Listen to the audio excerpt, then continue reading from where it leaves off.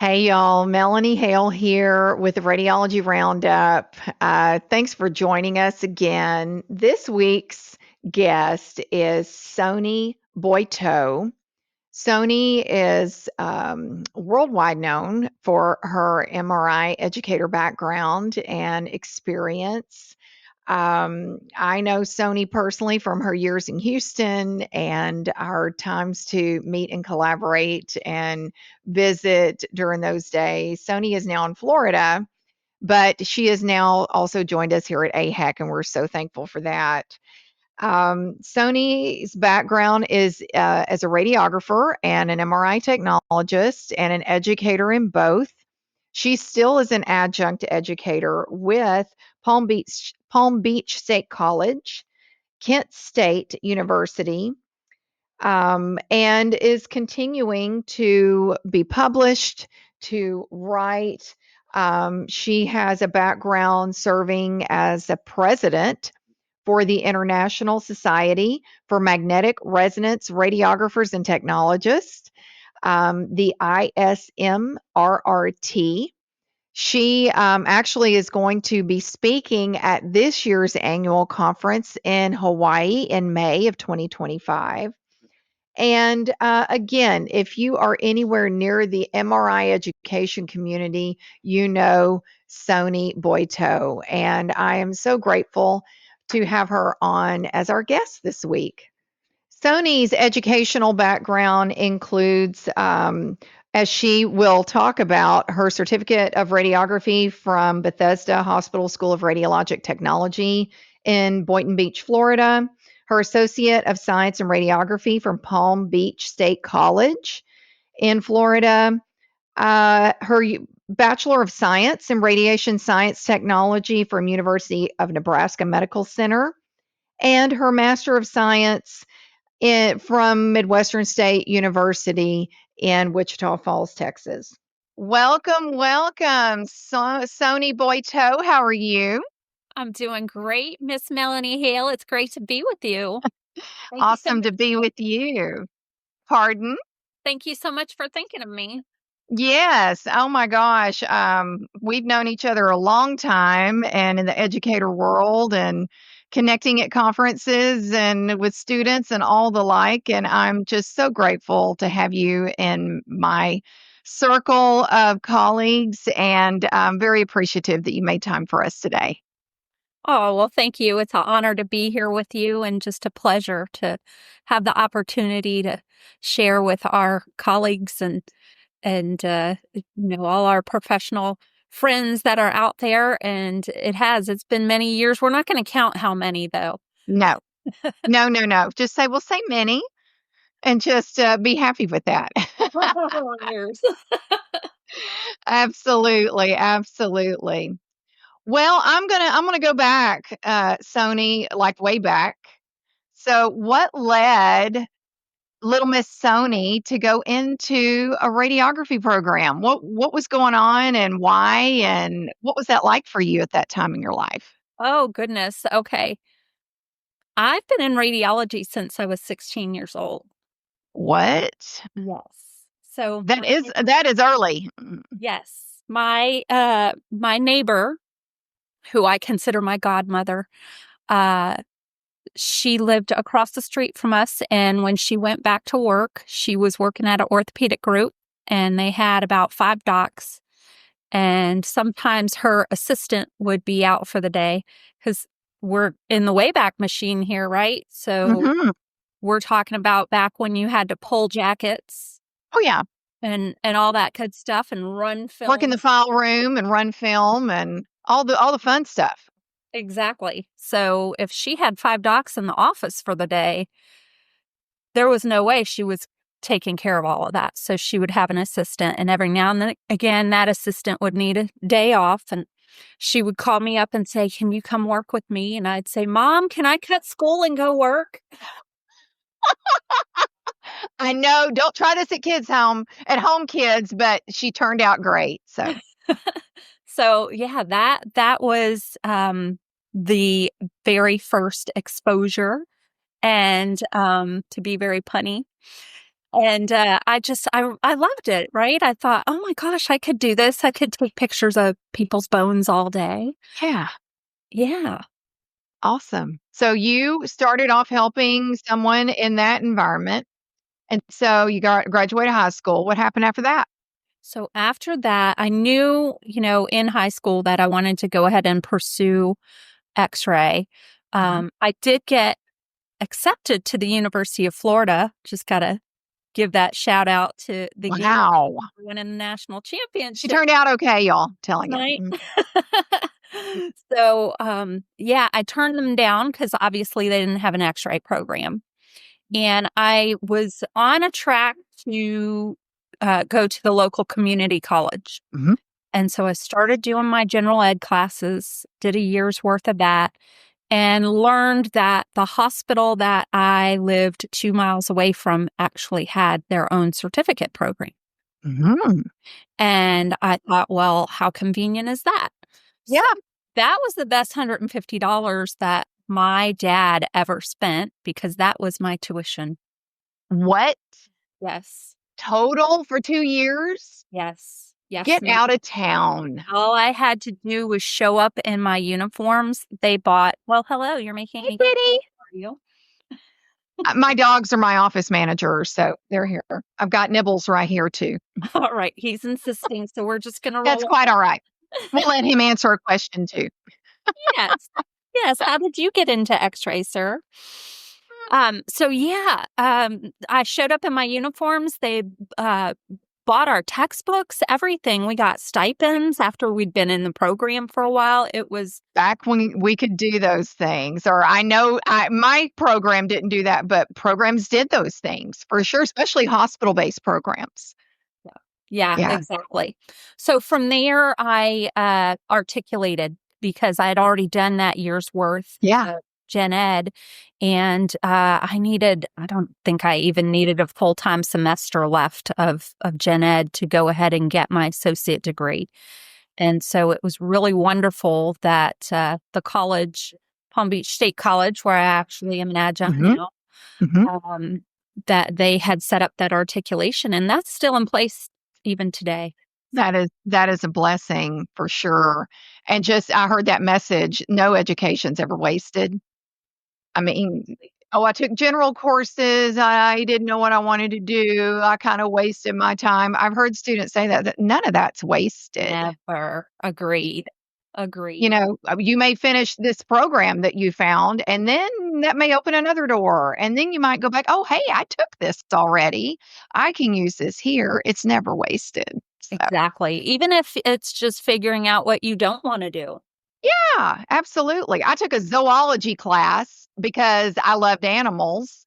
It was that or botany or A&P at the time. This was way before X-ray entered my head. And it was hard. Oh my gosh, it was hard, but I took it and people were dropping the class like flies, but I finished that class. And Right. I used it as a science credit for my bachelor's. So, I mean, it wasn't wasted and it was something interesting. It was hard, but Yeah. not wasted. Yeah. Well, So you and went on to Palm Beach. hard, right? Yes, that's right. Yeah. So you Sorry. went on to Palm Beach State College. Yes. So I completed my degree, and when I interviewed, I had to do a exit interview with the department chair. And in that interim, before I finished my degree, I actually had already started doing MRI.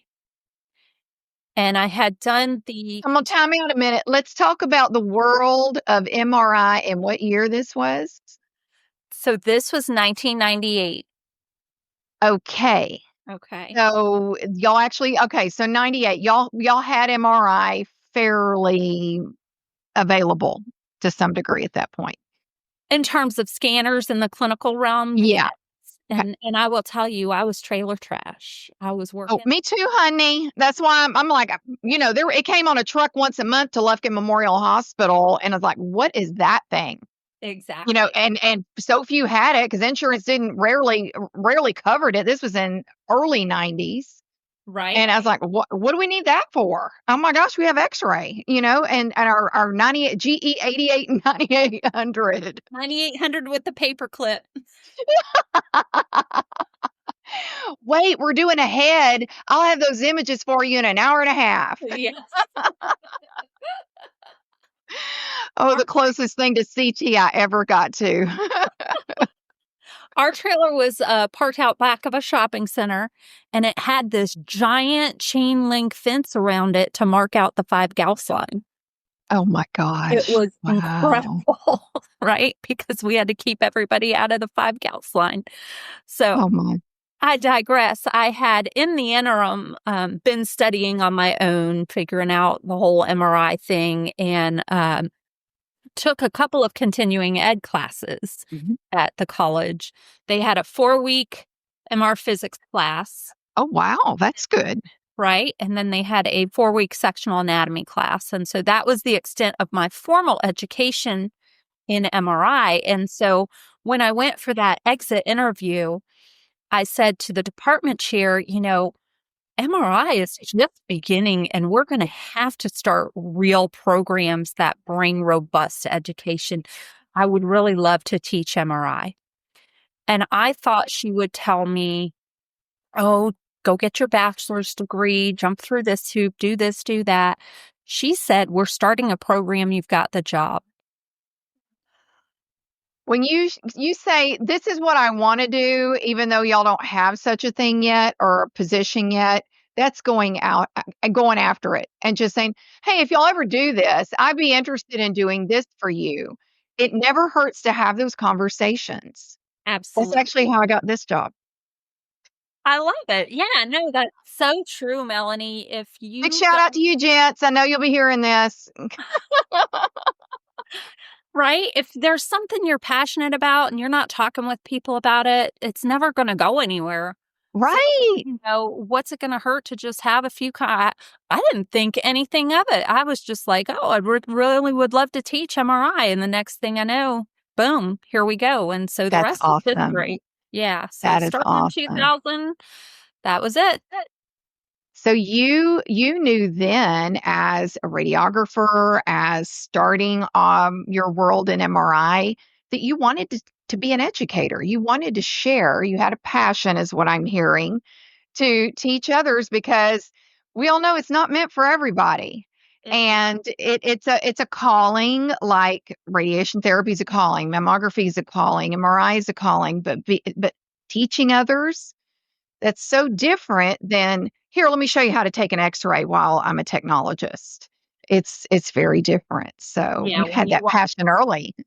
exactly. When you walk into a room of 20 something people and now you've got all of those perspectives coming at you and you don't know how anything's going to land for them and their world and their realm and then what their thoughts are going to be. And I out of the gate said, I'm going to learn as much from my students as they learn from me. And so I've always had an open door policy. I've always given my students my number. Call me if you have questions. That's evolved. I've moved on to using Boxer as a chat app now. And Hmm, I tell them, you've got me here 24/7 because I know there's some times that you're going to be working on that material and you're going to get stuck and you can't progress until you get whatever it is you're stuck on. And sometimes it just needs that you need to say it out loud. yeah. And, you know, and maybe that'll handle it. Or if they message me on Saturday at 3 in the afternoon, then I can get back to them in a timely manner. You are fully dedicated. You might need to work on that work-life balance just a little bit, though. But I was seeing, your face shows that you're happy as you're talking about this too. So that Definitely. is that is awesome. That is awesome. So Sony and I met in her days in Houston, and she is back in Florida. So, kind of walk me through. You started there at Palm Beach College as an educator, and then working in the field as well. So, talk about your education career journey. Oh my goodness. What was that like for you? So I started, like I said, as an adjunct, just teaching MRI 101, and just kept layering in. I think we brought in cross-sectional anatomy next. And um, next thing I know, I found myself doing clinical visits for the radiography program as well. And then a clinical coordinator full-time position opened up for the radiography program. And so I stepped into that and I taught the whole technical side of the X-ray program there. I taught, uh, what am I thinking about? Imaging procedures, not procedures. That was the anatomy piece, but all the physics. Yeah, And, uh, image production. yes, thank you. Image Mhm. production and radiation biology and just, Ooh, the fun stuff uh, that I did not teach. I taught the other half. I love that juicy stuff. So, It's yeah. juicy. Mhm. Yep. So I did that for about 7 years and then headed up to Atlanta. And I was at Emory University for almost 3 years. Mhm. And then the opportunity at MD Anderson came up. And I really appreciated that because it was the first time that I was able to be fully dedicated to MR. That's wonderful. Yeah. Yeah. So I was Awesome. there 15 years and that was a great ride. And now I'm back in Florida, like you mentioned. And that's just such a blessing because That is to that be is great. mom and dad is fantastic. Mhm. And you know, having this career, you know, though I'm thinking, oh well, but I'm at my dream job, but I need to do this personally. You have that flexibility to do that, whether it's as an educator or as a full time technologist. You've got that flexibility with this career that you can make those decisions if needed. You know, Melanie, that is one of the things that I do truly, truly love about this field. And it's something that I've spoken ad nauseum about when we've had open house sessions and whatnot. It lights me up that we can be like Madonna and reinvent ourselves over and over again throughout our lifetime and Yep. within this, within this realm. Mhm. One of my um, earliest graduates, she's one of my best friends, and I couldn't have got back home to Florida without her. Oh, In fact, the position I'm in now is the position that she stepped away from because she had that moment of reinvention and she shifted from being an MRI technologist over to the PACS side of the house. wow. Yeah, big different hat, but still a technologist. Still have all that experience you bring to the table and totally wearing a different hat, but still under the umbrella. Yes, exactly. And she's, slugging away. It's been about 6, 8 months now. And, she's working on getting nice and comfortable with it. And Mhm. I'm just so proud of her because That's she's awesome. so far. Yeah. That is awesome. Yes, we are blessed with this career. Well, like I said, we can do anything. I mean, there were times that thinking I need to pick up some PRN hours, and even back when I was teaching full time, I was able to do that. You know, it was a phone call to a fellow department person, and like, oh yeah, come on, we can do two, 3 nights a week, 5 to 9, and I could do that, and it was just so helpful. Yes. And reinventing myself here this past year to do something different, but bringing my education experience with me. So it is nice that we can do that. I'm so grateful for that. Yes. Can't agree more. Good deal. So I'm going to switch gears a little bit as I'm reading over your background. I know that you have held some offices and been site visitor, different things, international MR committee. Kind of talk about that for us a little bit because I don't know that everyone's familiar, especially with the international level of societies. Yeah, sure. So, the international society I'm a part of is the ISMRT, the International Society of Magnetic Resonance Radiographers and Technologists. That's a lot of letters. Yeah. Say that 5 times fast, right? That's why I wanted you to say it because I was going to mess one of them up. Thank you for putting me in the hot seat there. Hey. Yeah, I had the pleasure of taking on a presidential term for them and they are a premier MR specific education organization. They are a section of the ISMRM, which is the International Society of Magnetic Resonance in Medicine. And what I love to say about that society is that we walk among Roentgens. Like, I can remember standing in line to board my plane home, and oh, there's Graham Bitter. And Graham Bitter's the guy who created STIR pulse sequences, right? One of the primary trauma pulse sequences that we My run goodness. in MRI. Paul Lauterbur, who won a Nobel Prize, was a member of our society. May he rest in peace. Peter Mansfield, Sir Peter Mansfield, right?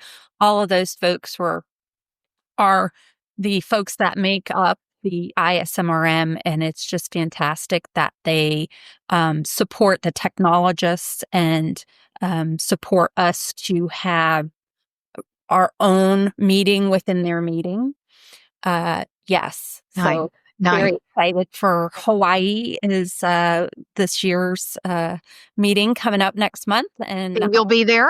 I will. I'll be there. I'll be presenting at our joint forum. So Nice. today we have a session where we have ISMRT presenters. And I'll be speaking on flood mitigation because I've got a little experience living in some areas with flooding.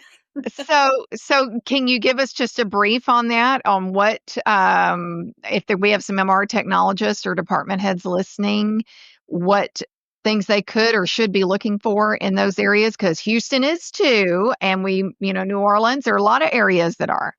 Absolutely. So I think the primary thing that I discussed with our engineer when I moved back here, and we went through multiple hurricanes here last hurricane season, was that, when I would shut down the scanner for the day, when we had warnings, under hurricane watches and warnings, not only would I shut down fully the computer, but also even the breaker panels. Yeah. Okay, so I'm not an MRI tech, so the only thing I know is we are never to quench the magnet. So how do you, without getting in deep detail, how do you shut these things down with keeping the magnet going? So when you go into an MR equipment room, there's breaker panels and there's multiple breakers. Okay. So I'm not shutting down our chiller. Okay. So that chiller piece, we leave that intact and up and running. We're going to keep that going as long as it possibly can. Okay. But then the primary power to the system, that we shut down. I see. Yeah. Okay. Cool. Well, I'm sure that will be like, the lecture everybody wants to go to, because that would be something I would be very interested in because of where I live, for sure. You never know. You might be asked, hey, go shut the power down here. And first thing I'm thinking, oh my gosh, I can't quench the magnet, which is the right thing to do. So I would want to hear that for sure. Yes. Absolutely. And that equipment room where you're hitting breaker panels, that won't ever quench the magnet. That's a whole nother button and a Good whole to know. And kind of like the code blue buttons, it's in a box, so you're not going to accidentally bump it and That's good to know. And there is one exception to quenching the magnet. If anyone happens to stumble into that area, is if someone's life and limb is in danger, then that is the whole purpose of having that, right? Yeah. Definitely. And these days, that seems to happen more often than it used to, unfortunately. That's a great segue, I think, for us, because MRI is a very safe modality when it's used properly, but it can be deadly instantly when it's used improperly. And so, we've got to be more diligent in preventing injury. Folks say, oh, MRI's new. I mean, it's newer than X-ray. It's not new anymore. No. But even, 10 years ago, people would say, oh, MRI's new. So, we're kind of still figuring things out. And I'd say, do you realize how long it took us to understand how we needed to practice safely with radiography? right? I think some people are still learning that too, but that's another conversation. Yeah. Well, true, but But we knew, yeah, we knew how to prevent death pretty quickly, right? immediate death anyway. Yeah. It Yeah. took about 2 years before we had the first fatality with radiation exposure, right? Clarence Daly. Clear sailing. Um, yeah, but we continue to battle with that. So we've got to be diligent. As technologists, we're the gatekeeper. We determine who gets to come into that system room. And ideally, we're determining that before we bring them through our control room, right? So if you're familiar with the safety zones, Hmm. ideally, we're screening them and clearing them in zone 2 before anybody comes into zone 3, because it's just too easy to meander into zone 4 Yeah. where the magnet's at. Yeah. I don't even know that it's, I'm sure it's a variety of issues, but I just got back from Missouri. I went into Toby Gilk's presentation on MR safety, and the number of accidents reported Yeah. is just like bigger than ever in 2024, 2025. And it seems kind of counterintuitive because we have more education available to us than we ever have. So, it's like, I guess I'm going to break it down to how are we educating personnel outside the imaging department, because people in the imaging department are educated in it and they know the zones. And I'm just thinking about everyone else. Yeah. So I think maybe hospital systems can do a better job of their onboarding of staff and make that a standard part of it. Maybe it already is, and maybe that's becoming, part of what's happening. But I think we can do better, maybe.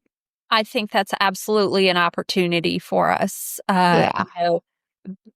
I am seeing more and more facilities. Like when I onboarded at my current full-time location, they did have everyone do a video module.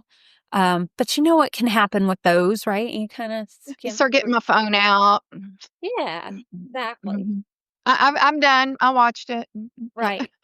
And you figure out how to, answer the quiz questions at the end and just get, on with your day because we're all Mhm. so busy, right? Right. So I do Right. feel like it's an area where it might be a real good opportunity to have some actual, person to person and I in agree. person uh conversations, education. Yeah, Mhm. absolutely. Maybe department heads come down and do the hands-on and they disperse that to their staff or something where it's more person. I'm having a conversation like we're doing right now and talking about the do's and don'ts. So, Yeah, absolutely.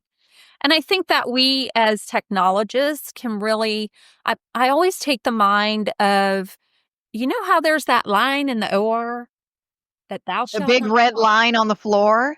yeah, There's don't go that past line. it. And if you walk across that line in your street shoes without your booties on, you are getting tackled. There is a flock that will descend upon you. You see it coming at you. Every angle, and you're like, I don't even know Every where this. angle in the OR. Yes. And, so I think we as technologists need to have that same I agree. dedication to the space, to the zones, the safety zones for MR. That's a great idea. That big, you started talking about the stripe on the floor, man. I'm back to being that student. Don't go past that stripe. And, I mean, because everybody told you that. Don't go past that stripe. It's going to be bad. It's going to be really bad. And then you see it happen, and that flock just descends on that poor guy that does that. But we all know about it. Yep. And so maybe we need stripes in the zones. That's an idea. That's a really good idea. I like Yeah. that. Yeah. We did bring in the illuminated signs, right? Because that magnet never turns off, right? Mm-mm, mm-mm. And so but I think they're up high, they get overlooked. It's not like when you get the X-ray button and then the sign suddenly lights up and then it shuts off, Right, right? right. You have that sign that's just on and constantly illuminated. Mhm. I think what that is good for, you mentioned, people outside of the department, what Mhm. that is really good for is first responders and emergencies. Yeah, exactly. Because they're focused on saving a life. But wait a minute, what all do I have with me? What equipment do I have with me? Is it safe to take it in there? Yeah. And we just become, tunnel vision. I got to save that patient, and we don't think about all these other things. Yeah. Oh, you're back for another cameo. Yes, he's back to supervise. You're doing your job. Yeah, that's what mine do. They come in and out and do that. So let's switch gears a minute. Sony is faculty with us at AHEC, and we are so thankful for that. And she has helped create a brand new product line for us, MRI for the radiologic technologist. And so, technologists like me who are not MRI techs, I need that foundational learning. Maybe you do too. And Sony has been developing this content for us, and we actually have our first class coming up in June 2025. So, Sony, can you talk about that and what that looks like that you're going to be able to share with technologists that want to become MRI techs? Absolutely. So I'm really excited about this because I've done board reviews for a long time, right? Done registry prep um, for, gosh, over a decade. Mhm. Um, but I'm really loving this 5-day format. I think that folks are going to find that to make it really digestible. Um, Cover that content specs outline to the letter. So we're going to hit it all. And I'm just so excited to partner with y'all. Melanie, thank you so much for thinking of me. And one thing I want to definitely highlight is, like you said, it's for the radiologic technologist. It's not for the radiographer, Mhm. right? Although it is for radiographers.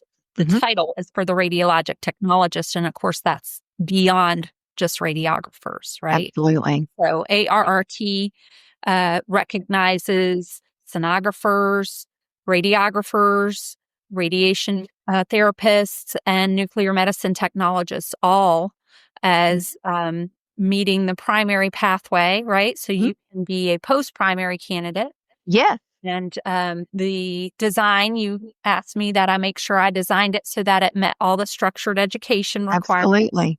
So we Absolutely. got all of that checked off. And yeah, it's exciting to get to take this nationwide and, Absolutely. you know, bring it to a community near you.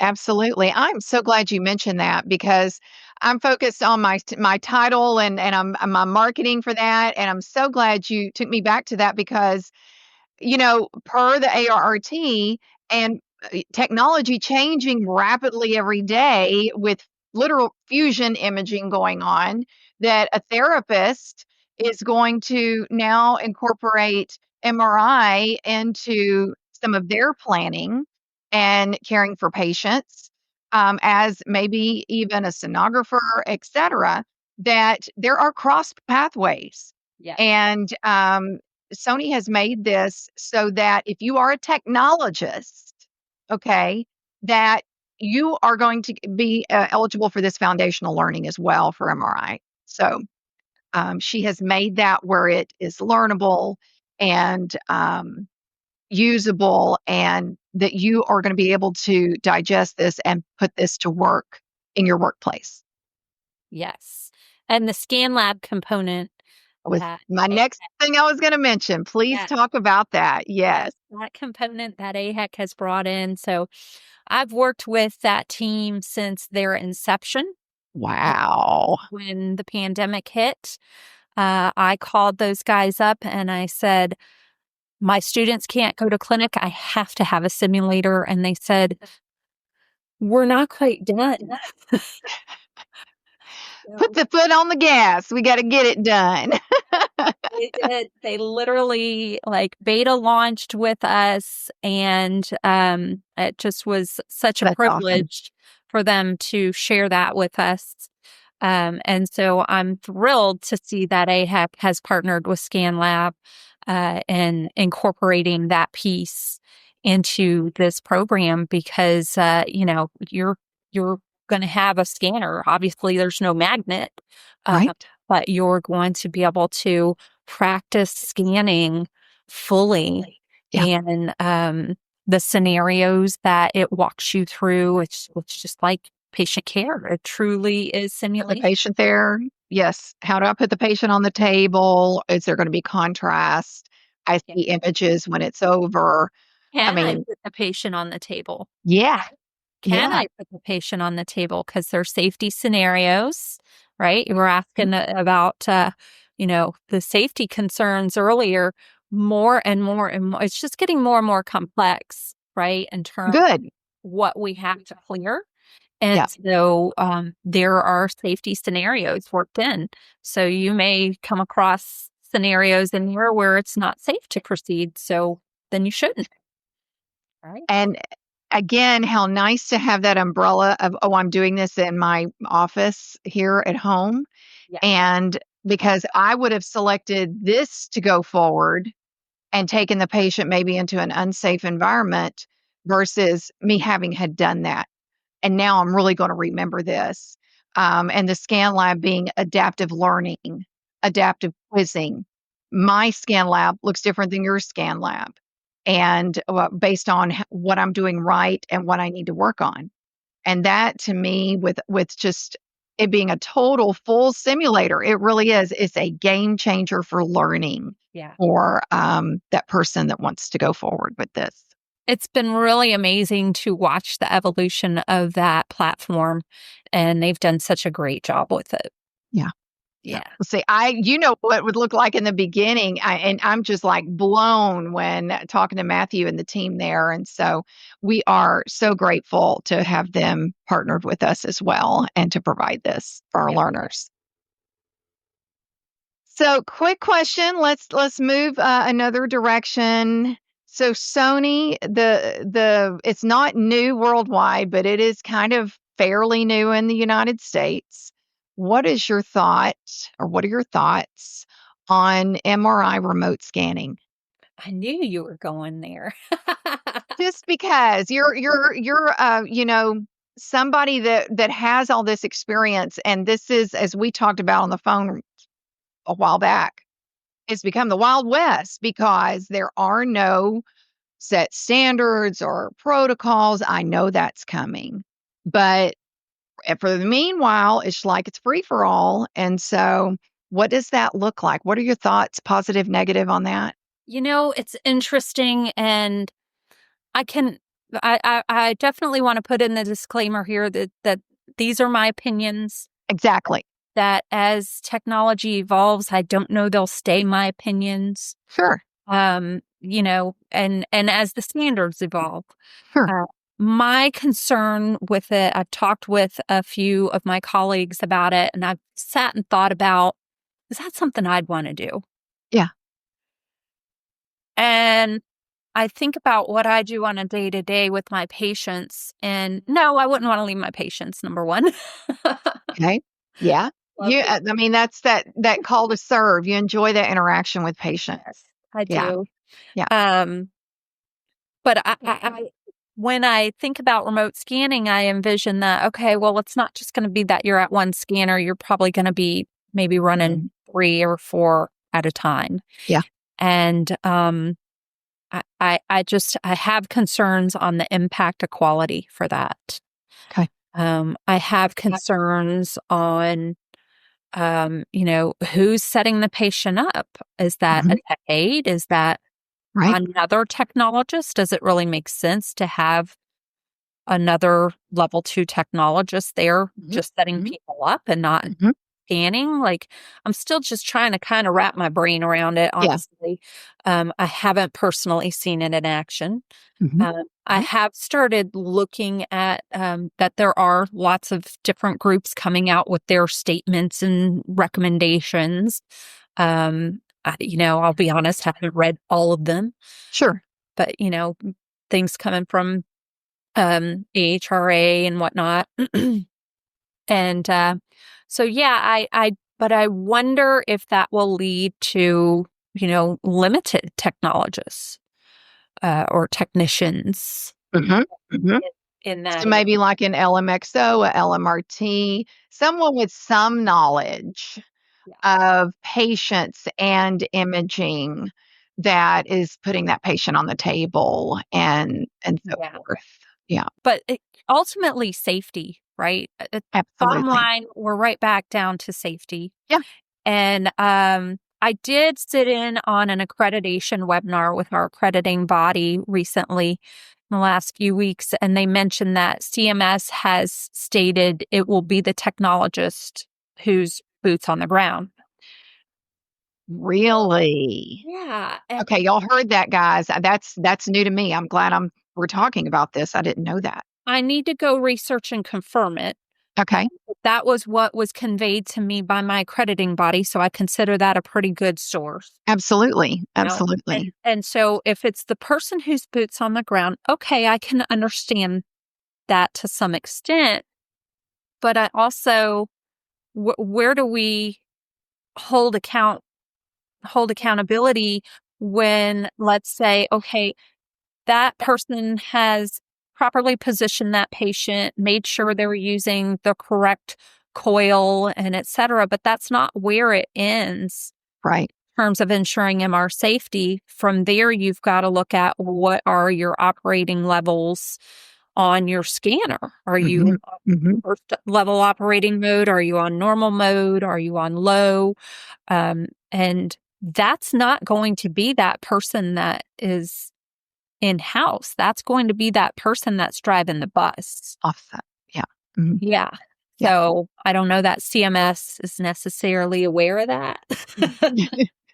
Well, think about who we're talking about here. They make decisions before fully thinking the whole thing through at times. Not that they've ever done that, but yeah, Never have they done never have they done that. Yeah. that. So many viewpoints to think about here. And I appreciate your disclaimer because the topic being how I felt about something 5 years ago, I may not feel that way about it now, because technology changes and education changes and things change and requirements change and so forth. So, That completely was it. That was understand what that. I wanted to say earlier was we're not going to stop it. Oh, that's my point. That I'm just trying to like grab it information from, people in the industry. What are your thoughts on this? Because none of us can stop it. It's hurting cats. I mean, we can't do that. And just trying to look at what would a standard be if I were a manager of a department and the radiologist came to me and said, we need to up our numbers and this is how we're going to do it. Yeah. Look at this video I found from Siemens Healthineer, what they're doing in Germany. That video has been shown to death of this tech, in remote wherever running 8 scanners. And, life is so fluffy and nice in my world. And so I've seen that over and over again. And that's what they think we can do here. Well, maybe someday we can, Right. but there need to be standards and um, frames of practice here for this because we talked about the safety thing before we even got into this, and that's with boots on the ground, and we're having those issues. Yeah. So, again, who is putting that patient on the table? Who is coming in when there is an emergency with no MR technologist running the room? So, Yeah. And I am having not against this or for it. I think, like I said, it's going to happen. But, if you'd asked me 10 years ago if we would have been teaching radiology remotely, I'd have said, you're nuts. right. Um, I can remember 15 years ago when, I said college I was working at, the A&P department got us with them because we were protesting anything A&P going online. Never going to happen. You Right. never know with technology and situations and pandemic or whatever that is going to change the way we do things because life does have to go on. So Does. It sure does. And it moves fast. And, I think quick. that's the thing is that we want to stay ahead of this because Yeah. we're not going to stop it. That's And why that's my point right there. We need to stay ahead of this and we're going to big stop. minds, good minds come together and say, okay, if y'all are going to do this, Yeah. these things have to be in play. So yeah. Like I say, I close my eyes and say, okay, would I want to work like this? I would not. I'll be honest. I don't think I would ever necessarily want to work like that. Yep. But let me say, I don't think I ever thought I'd want to teach MRI online. And that is all that I do now. And I Yep. know how to do it effectively. Yep. So, you know, I use myself as the example when this was before COVID. This was 2018 when I took a new job, and it was really most meetings and things were online because I had students in other cities, I had faculty in other cities, and the first month I was like, I don't think I can do this because I'm here, I'm everywhere, I'm all over the room, I'm talking, I'm using my hands, and I'm just thinking, I'm not sure I can do this because I've always done it this way. And I just said right there, that's the first thing you don't do is we've always done it this way. So I was like, okay, this is way before pandemic. And I was like, okay, I'm going to jump into this learning curve that I'm at the bottom of and figure out how to be me and to teach my way and to rattle teeth with students when I need to online and still come out the other side having been myself, telling my stories, doing my stuff, moving around. And I figured it out. And then the pandemic hit years later. And I was just like, praise God. Thank you so much for making me do hard things that I didn't want to do yes. when it was a good time to do it. Yes. And so, yes, it can be done. I'm sure, like you said, it's happening whether we want it to or not with remote scanning. Yeah. And if we can just use the good minds to say, okay, if we're going to do this, here are all the things that need to be in play. Yeah. And patient is always first. That's never changed. So, 100% spot yeah, on. awesome. Awesome. Well, Sony, I'm so grateful for you and joining us today and being on our team and developing this new content for our learners. And I'm just so super excited. I know it's going to be awesome and that we're going to be able to bring this to people that don't have MR education in their area, that may not be able to take a semester, a year to go learn something, but they could take a week and actually make a difference in MRI needs in their area. There is such a huge demand. It's not going away for MRI technologists over the next many years. And this, we can help that happen and help change lives of technologists and communities that need trained technologists in their area. Yeah. I think with the pandemic, what I've seen is that we've really gone back to a cross training model. There was a moment where all the folks that were coming in with education typically, Hmm. at least that I'd observed, maybe not in every area, but in most areas. And then we had the pandemic hit. And, I say nobody's really building new x-ray rooms. They might be upgrading equipment, Yeah. but they're definitely putting in more MR suites. Oh, And so that's 100% everywhere. continuing to skyrocket. And so, we're kind of back to where we're seeing more cross training going on again. And with that being the case, this is perfect for that. For those folks that are in that situation, then come spend a week with us and we'll get you everything that is on that content spec outline and have you prepped and ready to rock those boards. Yes, absolutely. And what I love too, which we have in the CT class as well, is that it's not, okay, here's your certificate, give us our money, have a good day. It is now they're part of a 90-day SharePoint community where I can go there with fellow learners, with faculty, and say, I've got a question. And it be a safe place versus posting it anonymously on Facebook and say, hey, can y'all help me with this? And you have no idea what kind of advice you're getting or who you're getting it from. Yes. And that SharePoint community where I can go back and look at that recorded webinar. I can review it. It's not, oh, she said this and I didn't write it down. And oh, wait, I can review it. and have even an interactive workbook that I can work on at home. So it's just we want to be connected with our learners and see how we can support them over that next learning hump. So again, we're just so thankful to have you on our team for that. It's so great to be included, and I can't say enough how it is. It's so the 5 days with me in the webinar, that's icing on the cake. Everything else that AHEC has pulled together for this, it's so robust, and that is what has me honored to participate in that with y'all. So thank you. Thank you, Sony. Thank you so much. And thank you for joining me today. I'm so thankful. And I hope to see you at a conference sometime this year before it's over in person. That would be Um, fantastic. Would love to hug your neck, young absolutely. lady.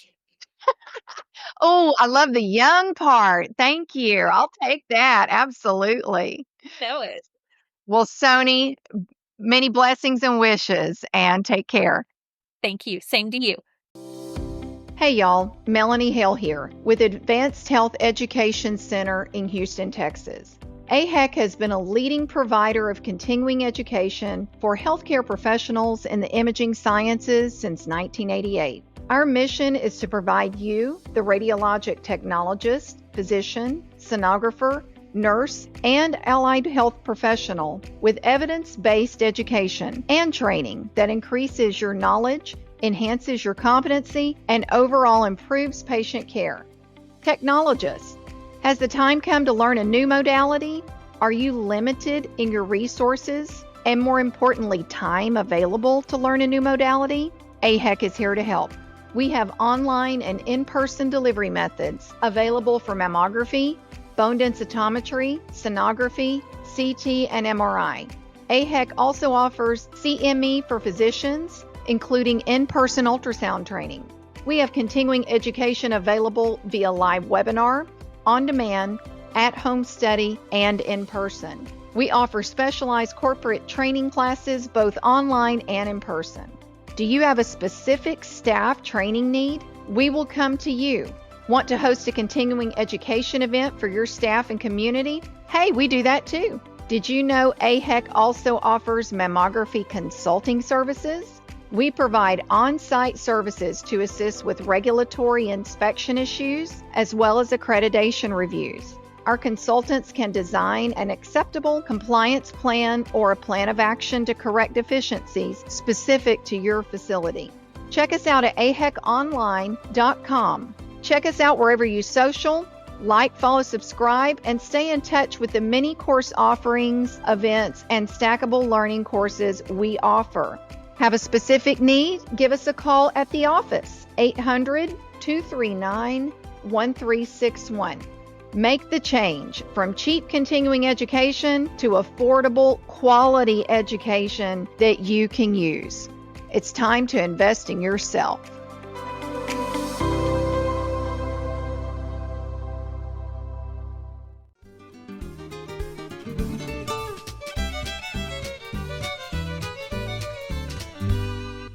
Hey, y'all. Melanie Hale here. What a great conversation today with Sony Boiteaux. Just really enjoy getting a chance to visit with her. And she had so many good points today that she talked about over her career and that we can all use in what we're doing, and some that I've used myself. And so I took a few takeaways, a few points down from my conversation with Sony. And she was talking about after she had gotten out of school and was a radiographer and was talking about MRI education, and went back to her college and said, if y'all ever start an MRI program, I would love to teach for y'all. And she had taken a couple of little small classes there on physics and whatnot, but she had went to the program director and said, if that's something you all ever do, I would be interested in doing that. And the program director told her, as a matter of fact, we're going to do that, and we want you to teach. So, she talked about, and the message I got from that, I've done a few times in my life, something very similar. go after what you want. Don't be afraid to share that with the appropriate people. And obviously, a program director is the right person for that in that situation. And that was such a great example that if there's something you really have a passion about or you have a calling to, share that with the right people. You never know what door can open from that conversation. You know, uh, especially she had not done that before, but she wanted to do that if that were to come up. And so, what a great example for all of us to share that. And you never know what might come from that. Show that passion, that eagerness that you have for said job, whether it's there or not. So, what a great takeaway for all of us today. That kind of led into the next point I wanted to, as we were having our conversation, that I wanted to mention. And she said, don't be afraid to reinvent yourself. As radiologic technologists, we have that option to do that. You've heard it in school. If you're a student now, you're hearing it now from your instructors that this profession can open endless doors if you want it to. Okay. When I was a technologist, a new technologist in school and working, it led to a job of being a mammographer, which led to me being in the right place at the right time when someone walked through the department and said, "Hey, we're looking for an educator if anybody's interested." And, that's not something I'd thought of before, but it kind of planted the seed in my brain and made me think, oh, well, I do enjoy showing people how to take x-rays. Maybe that's something I could do. I didn't know that I wanted to do that, but it led to me reinventing myself to be an educator, to go on and do that, to go on and reinvent myself to be a clinical coordinator, to go on and reinvent myself to be a program director. And so you never know what is down the line because with my original profession as a radiologic technologist, I can reinvent myself. I did it for my current job, and it led from all the experiences that I'd had before to where I'm out now. And so you just never know what that looks like. One door opens another, opens another, opens another. And just because you think, well, I've never done that before, I, I'm reinventing myself, became a state inspector. I'd never done that before, but I could do it with my career choice and my degree. And all of that education, all of those different doors led me to where I'm at now. So you never know what that looks like. And don't be afraid to reinvent yourself. You can always go back to where you came from if you need to.